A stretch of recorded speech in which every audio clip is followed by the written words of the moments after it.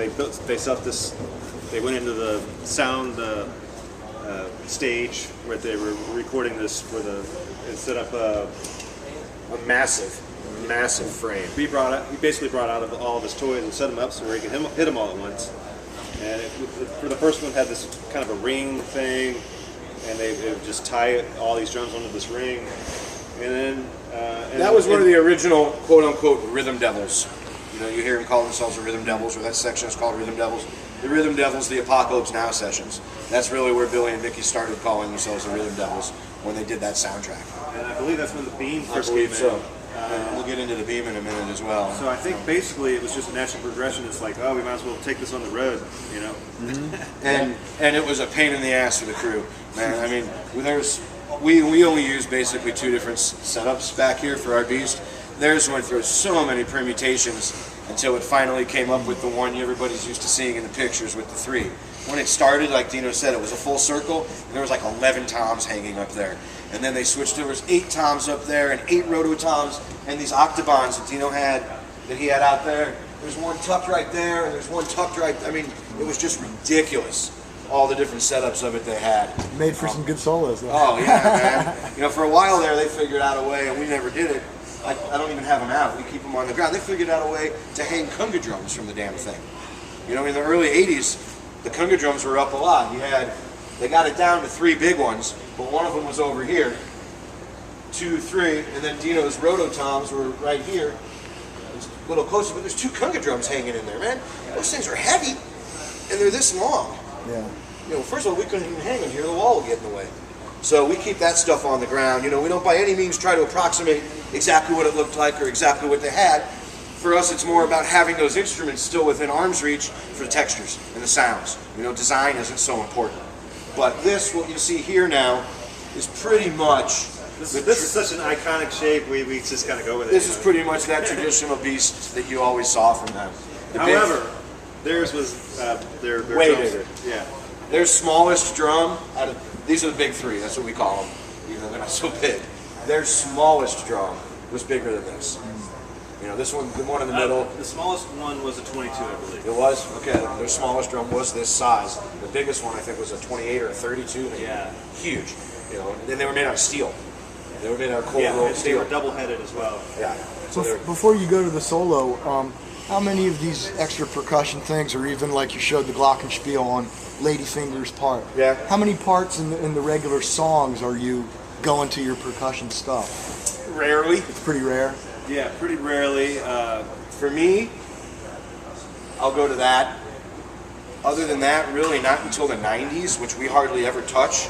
When Mickey brought some conga drums in place of his floor toms on the Eyes of the World's Then, Corina, things like that, he would start, and then by 94, 95, which we literally never touch for a lot of different reasons that we don't need to go into, he was all over that stuff. But primarily, there were certain cases where Mickey might get up and play the timbales for like a Good Lovin' or something like. But it's pretty rare. A la the album kind of sound, you know. So your pad's there, but that's not really being used. Actually, yeah. We're gonna get there in a minute. Okay. Billy had the pad over there in that same spot in the later '80s. And so, you know, then the electronics would be the next thing we would talk about. As far as the one little funny story.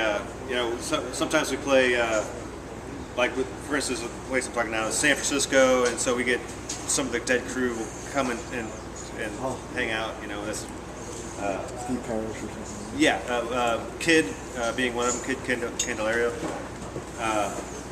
and he's always got, you know, comment. He's a great guy, by the way, but he's always like, you know, you're not quite doing that. You know, so he's pointing out, you know, they did get up sometimes and play timbales during the sun.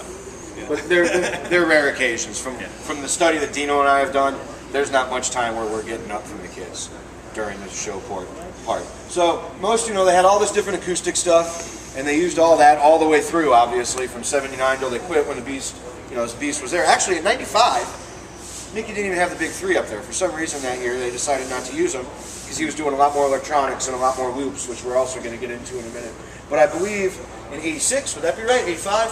When did the Syndrome and the first Well, I electronics think go? '83, like this, the first electronic drum was called a Syndrome, and it made one piece of sound. shit. It made a pew. You know? This is the early electronics. You know. Kind of like this. Our road manager gives me trouble every time I use it. Kind of like this. Oh, that's not it. And it was one sound, literally one pad. It would make one sound. That was it. like a later video. on, the Octapad got introduced. Now these are newer models, but the ones that they were using were older versions of these, basically. And Billy had his right there all the time, and a lot of those recordings you hear, '86 through '89, I guess, and you hear these sounds on them during songs. That's mostly Billy with this one right here, accenting during the song. Another thing I didn't mention that we don't have, that was a huge part of drums, for a lot of years Mickey had, and he still uses it, was a ballophone, which looks like a xylophone. It would have been hanging right here. And it's Hey, Will, can you turn me on? so it would have been hanging right here, and during drums, I have it electronically. It was wooden xylophone keys with boards underneath that, you know, and I think it with that sound.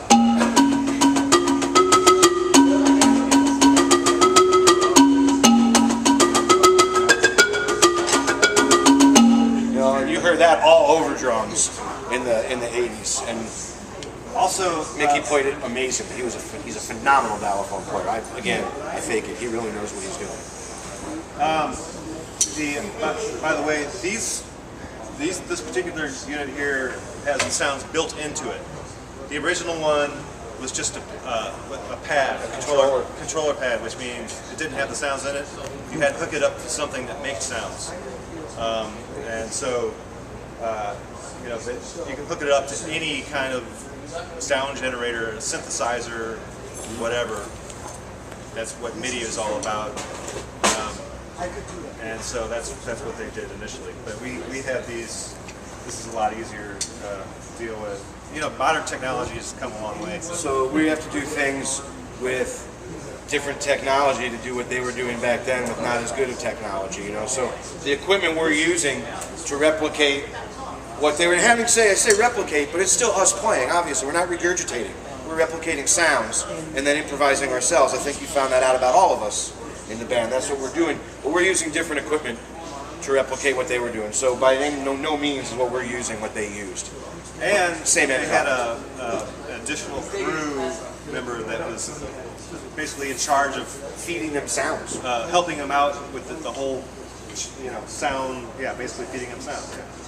So Bob Braylow. That's great. And he fed Vince his sounds too once he was in the band. So as time went on, more MIDI came into the loop, no pun intended. So as that happens with Dino and I, we've brought in more too. You know, and now we have the capability. Dino has a much more advanced rig than I do. Mine's much more simplistic. I can still get a lot of the same things out of it, but timing-wise, it relies a lot more on me to not mess up. You know, if Dino has the luxury of being able to manipulate, quantize. Dino can quantize. He can manipulate the beat a little bit with dials, which I really should be able to, and I've just never upgraded my equipment. It's expensive. I haven't. I mean, basically, they didn't actually use loops in the sense that we are using them. They had a drum machine, and it was somebody who pitched the go, and so you had these, whatever the drum machine was programmed, maybe it had a shaker sound, maybe it had a rhythm pattern, and you'll hear these on the drums if you listen. You know, for us, It's a drum machine, and they're playing along to a drum machine. for us, some of our things we will do some of the things we do electronically, we will create on the fly. We'll just make it as we go and hope it works. Some of them we come in with it already pre-programmed and faded in. Dino was just talking about the shaker thing, you know. So that's already there. And if I want to put something over it, hey, Will, I don't have my ears. Can you turn the monitors up a little?